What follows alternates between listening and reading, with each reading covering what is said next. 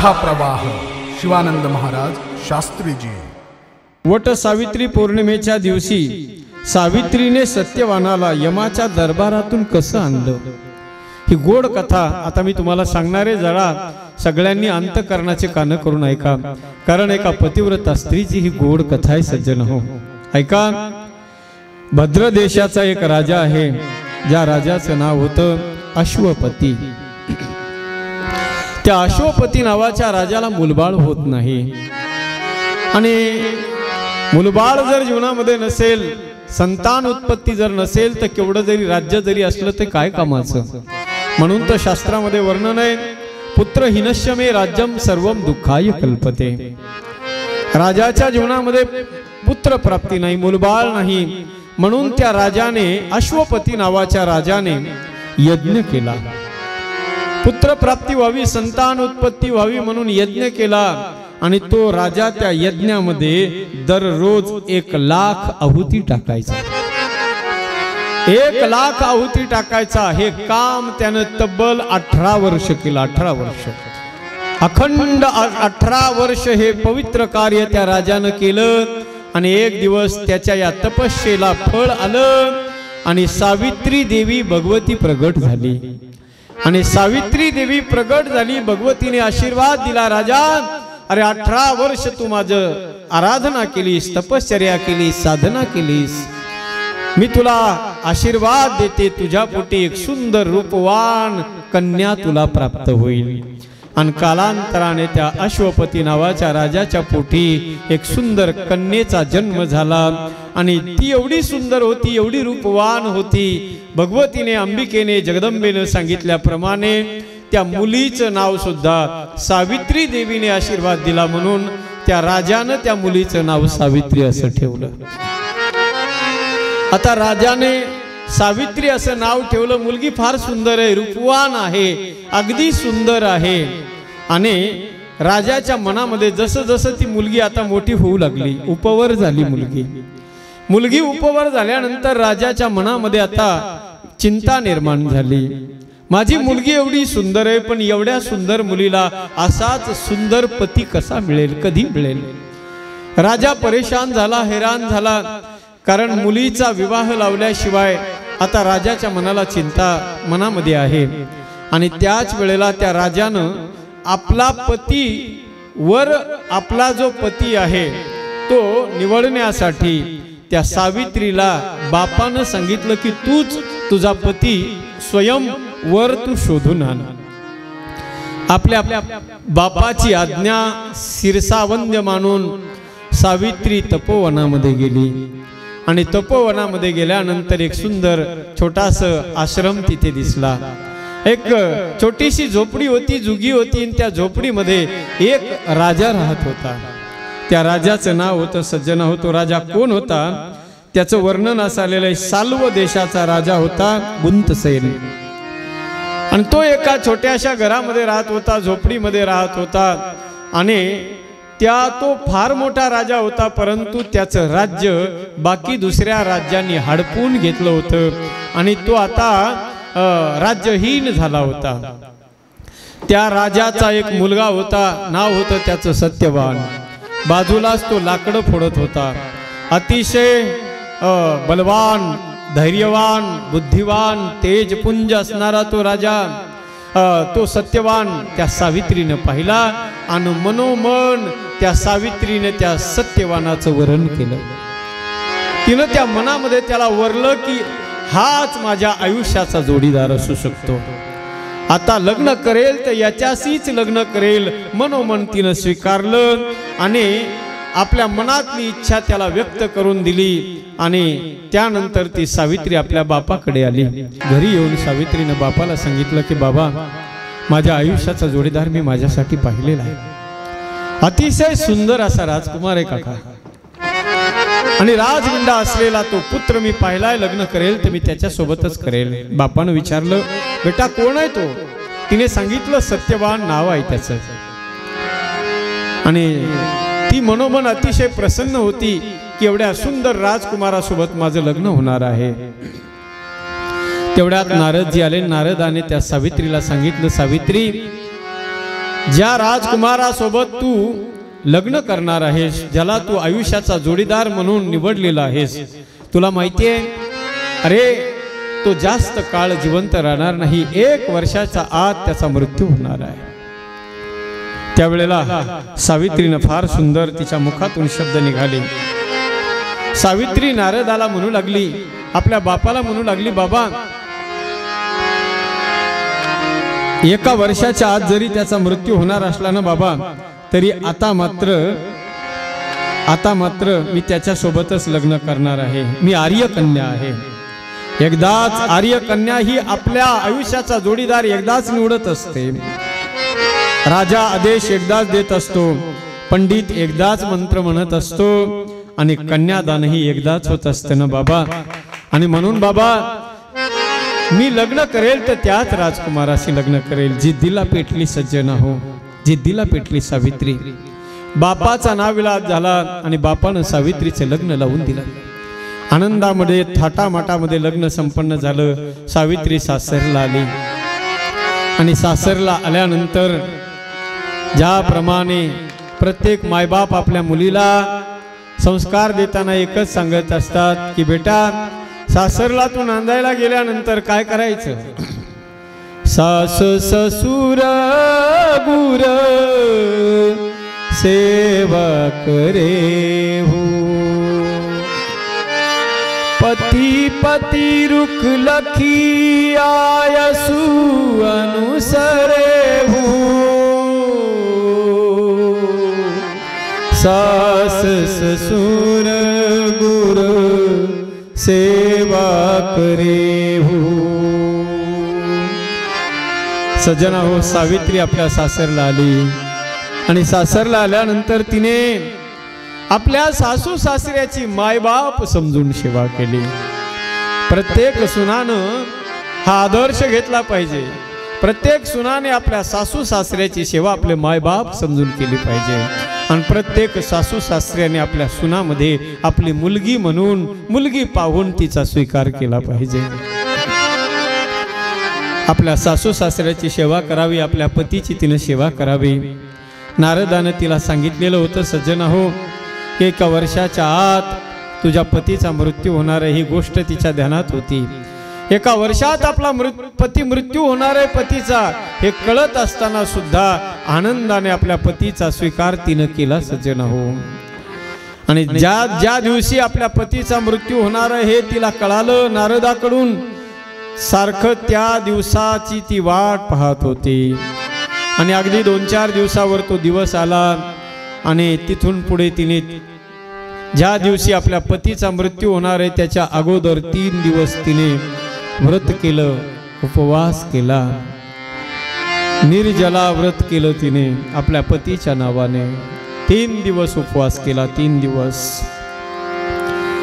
आणि 4थ्या दिवशी सज्जना हो, पौर्णिमेचा दिवस आहे.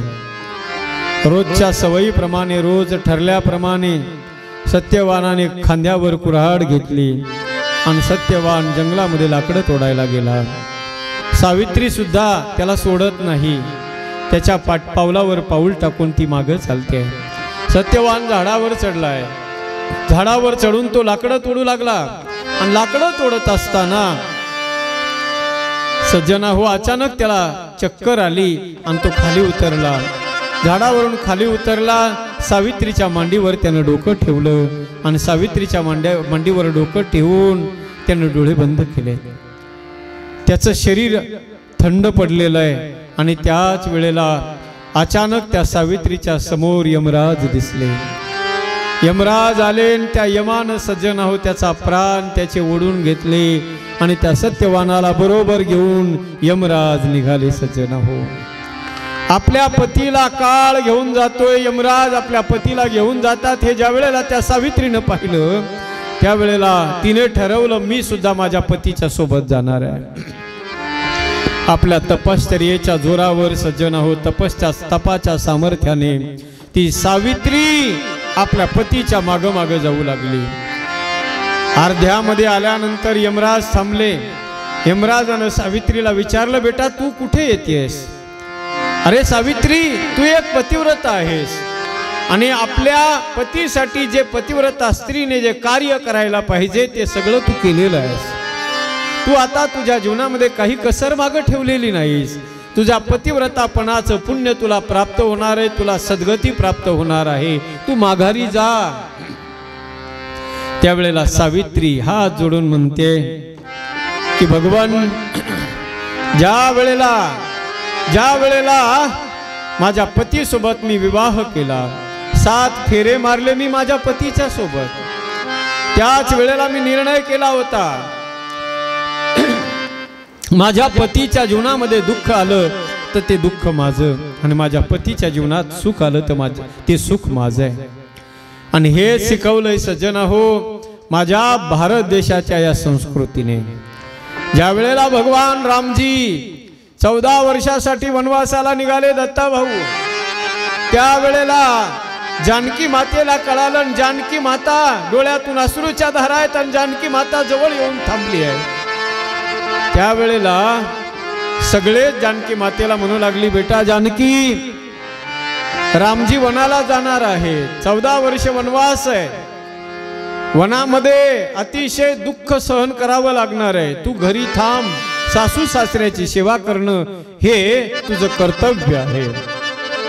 त्यावेळेला जानकीने सुद्धा एकच वाक्य तिच्या मुखातून निघालं होतं.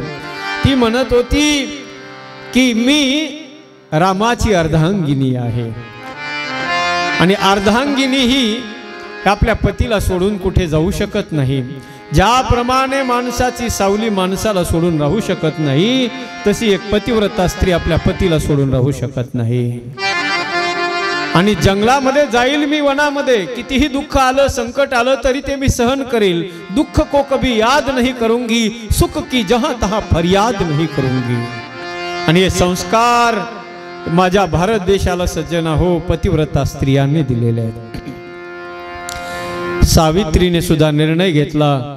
सावित्री म्हणली, मी माझ्या पतीच्या सुख आणि दुःखामध्ये सोबत आहे, माझा पती जिथे असेल तिथे मी जाणार. आणि ज्या वेळेला सावित्रीचे हे वचन त्या यमराजाने ऐकले सज्जना हो, यमराजा सुद्धा गदगद झाला आणि यमाला सुद्धा करुणा अंतकरणात निर्माण झाली. आणि यमराजाने प्रसन्न होऊन सावित्रीला यमराज म्हणतात, हे सावित्री, तुझ्या या तपश्चर्येला पाहून खरोखर आज मी प्रसन्न झालो आहे. अरे तुझ्यासारखी पतिव्रता स्त्री या त्रिभुवनामध्ये शोधून सुद्धा सापडणार नाही. बोल काय देऊ मी तुला, सांग. अरे मी 5 वरदान तुला देतो, सांग तू मी काय देऊ तुला, सांग.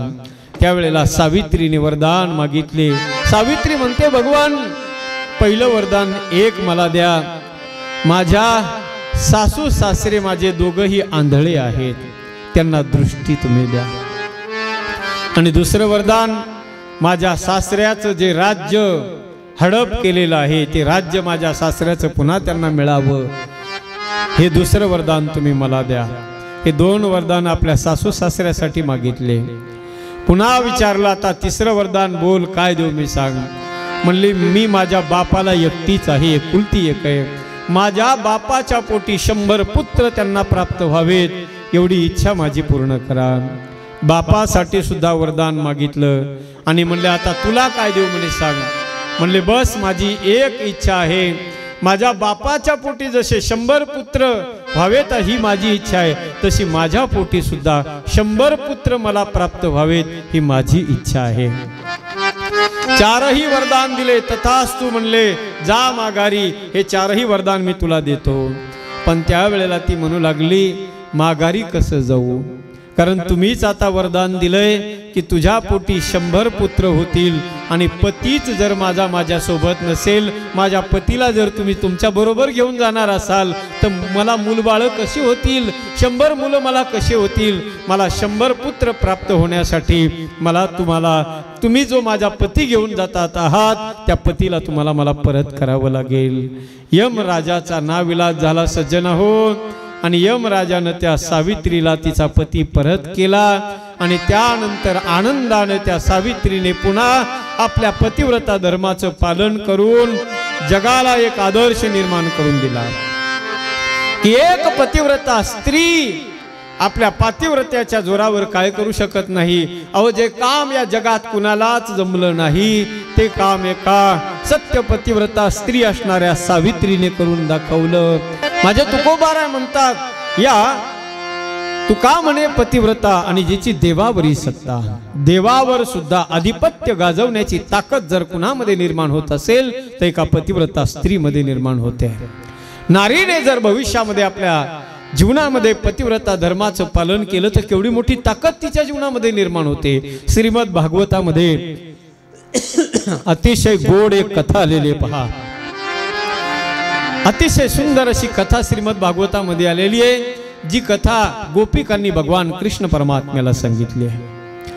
गोपिका कृष्ण परमात्म्याला ज्या वेळेला भेटायला जातात त्यावेळेला कृष्ण परमात्मा गोपिकांना विचारतो, अरे गोपिकांनो, पतिव्रतेचं काही महत्व आहे का नाही तुम्हाला? खुशाल तुम्ही आपल्या पतीला घरी सोडून माझ्यासारख्या एका परपुरुषाकडे आलात. कृष्ण परमात्मा त्या गोपिकांना सांगू लागला, अरे गोपिकांनो, नारीने जर आपल्या जीवनामध्ये पतिव्रता धर्माचं पालन केलं तर केवढी मोठी ताकद त्यांच्या जीवनामध्ये निर्माण होते. ऐका, कृष्ण परमात्मा सांगतात, दोघं पती पत्नी होते, दोघांचं एकमेकावर नितांत प्रेम होतं. पत्नी पतिव्रता आहे. एक दिवस तिचा पती ड्युटीवरून घरी आला आणि घरी आल्यानंतर थकलेला, भागलेला, सिनलेला तो पती जसा घरी आला तसा पत्नी पलंगावर बसली होती आणि पत्नीच्या मांडीवर डोकं टेकून तो झोपलाय. त्याला झोप लागली तेवढ्यामध्ये त्यांचं 1-1.5 वर्षाचं छोटंसं बाळ हळूच खाली पलंगावरून उतरलं आणि त्या पलंगावरून अंगणाकडे जाऊ लागलं. त्यांच्या अंगणामध्ये एक यज्ञ पेटलेला होता. त्या पेटलेल्या यज्ञाच्या दिशेने ज्या वेळेला ते बाळ जाऊ लागलं त्यावेळेला त्या आईनं पाहिलं. त्या आईच्या जीवाची घालमेल सुरू झाली. काय करावं कळेना. एकीकडे पाहिलं तर छोटं आपलं स्वतःचं छोटं बाळ आहे आणि एकीकडे पतिव्रता धर्म आहे. पटकन उठून बाळाला पकडून आणावं तर आपला पती मांडीवर झोपलेला आहे. पतिव्रता धर्म नष्ट होईल, पतीची झोप मोड होईल. काय निर्णय घ्यावा कळेना. एकीकडे धर्म आहे, एकीकडे पुत्राचं प्रेम आहे. त्या नारीनं डोळे बंद केले आणि तसंच त्या बाळाला जाऊ दिलं. मनात विचार केला, मुलं मला भविष्यात किती बी होतील, पण एकदा का माझा पतिव्रता धर्म नष्ट झाला तर तो पुन्हा मला कधीच भेटणार नाही. तसेच डोळे तिनं बंद केले. थोड्या वेळानं नवऱ्याला जाग आली, पतीला जाग आली आणि पती विचारू लागला, अगं आपलं बाळ कुठे आहे, कुठे आपलं बाळ? त्यावेळेला तिच्या डोळ्यात पाणी आलं. ती सांगू लागली, मालक, माझ्या डोळ्यात देखत आपलं बाळ समोर यज्ञाकडे गेलेलं आहे. आता ते जळून खाक झालं असेल, त्याची राख झाली असेल. दोघं नवरा बायको उठले लगबगीनं, गेले दारामध्ये जाऊन पाहतात मायबाप खरंच ते बाळ यज्ञामध्ये पडलेलं होतं. यज्ञात पडलं होतं. पेटलेल्या यज्ञामध्ये ते बाळ पडलेलं होतं. ज्या वेळेला दोघं मायबाप जवळ गेले आणि जाऊन पाहतात तर सज्जना हो, ज्याप्रमाणे लहान लहान लेकरं आपल्या हातामध्ये फुलं घेऊन खेळतात ना, त्याप्रमाणे पेटलेले कोळसे हातात घेऊन ते बाळ अग्नी हातामध्ये घेऊन खेळत होतं. अग्नी सुद्धा त्या बाळाला जाळू शकला नाही. का? त्याचं कारण आहे त्या स्त्रीने आपल्या पतिव्रता धर्माचं पालन केलं ना, म्हणून अग्नी सुद्धा तिच्या बाळाला जाळू शकला नाही. एवढी मोठी ताकद पतिव्रता स्त्रीमध्ये निर्माण होते. आजच्या या दिवसाला अनन्यसाधारण असं महत्त्व प्राप्त झालेलं आहे. कारण आजच्या या दिवशी पतिव्रता सावित्रीने आपला पती सत्यवानाला यमराजाच्या दरबारातून माघारी आणलं.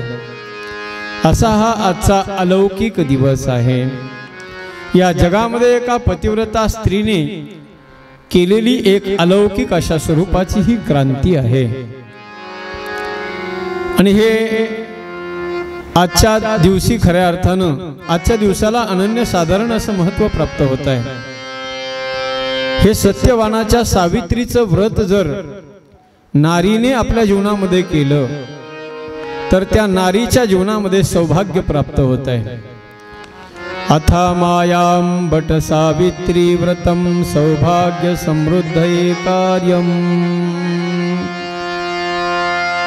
सौभाग्य त्या नारीला आपल्या जीवनामध्ये प्राप्त होत आहे. अमायां च तथा ज्येष्ठे बटमूले महासती रात्रौ पूषिता नारी विधानानेन पूजये।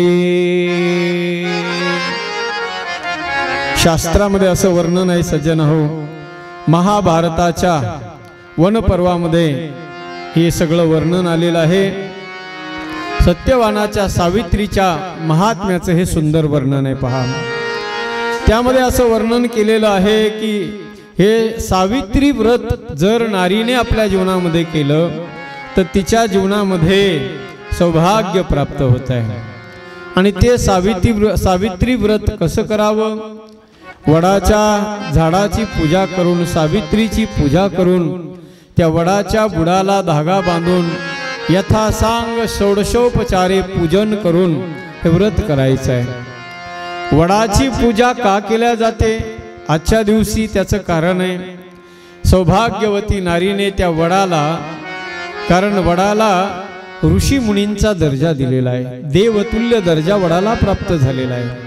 आणि वडाला जसं वडाचं आयुष्य खूप जास्त असतं त्याप्रमाणे पतिव्रता स्त्रीने त्या वडाच्या झाडाची पूजा जर केली तर त्या नारीच्या जीवनामध्ये सुद्धा तिचं सौभाग्य, तिच्या पतीला सुद्धा उदंड आयुष्य प्राप्त होत असतं।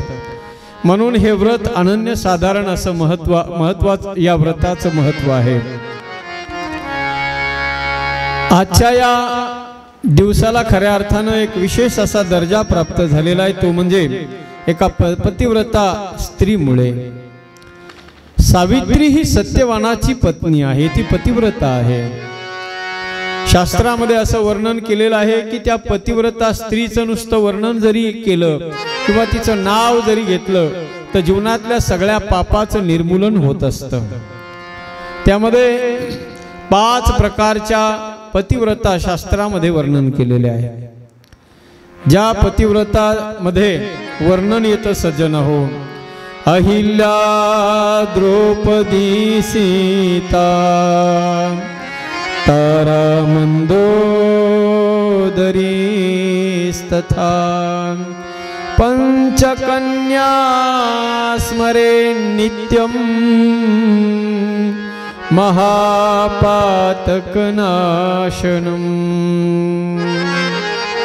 पतिव्रता धर्माचं पालन जर करायचं असेल तर सज्जना हो, पतिव्रता स्त्रीच्या नामाचं चिंतन केलं पाहिजे।